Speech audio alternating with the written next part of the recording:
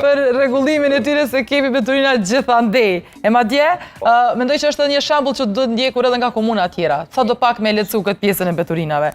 Qysh po shkon ky projekt, Leutrim?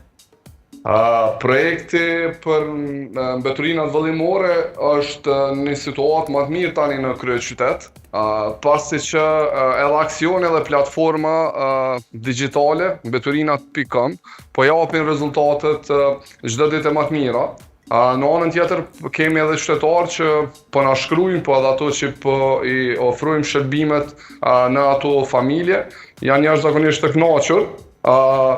Platforma i të kaluar pritjet dhe është një numër i madh i kërkesave të cilat janë duke u trajtuar dhe po shohim zgjerimin e kapaciteteve në grumbullimin e mbeturinave vëllimore, por situata në teren po duket që është dukshëm më e mirë, ani pse nuk është ajo që kemi dëshirë ta shohim ne, e që është që mos ketë asnjë lloj mbeturine në kryeqytet, ndërsa sa i përket mbeturinave inerte, jemi duke biseduar me inspeksionin sepse të gjitha mbeturinat inerte nga punëkryerësit duhen të dërgohen në deponinë qendrore në Mirash dhe jo të hudhen në hapësirat publike.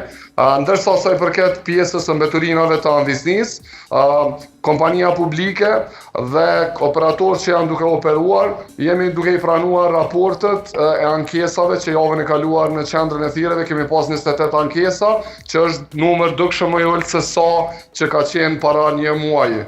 Por këtë numër të ankesave, ideja është që ta ulim në shifrën 10 shifrore, gjithmonë aty është pretendimi, por këtë duhet ta bëjmë sigurisht bashkërisht me qytetarët dhe me gjitha institucionet në mënyrë që bashkëpunimi jonë të jap rezultate sa më të mira në dobi të interesit publik dhe hapësirave publike të paseta.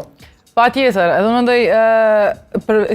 mendoj që sa i përket kësaj pjese, pra kryetari Palim Rama ka bërë një punë të mirë që keni deklaruar këtë pjesën e mbeturinave kështu me zgjedh me platforma të ndryshme.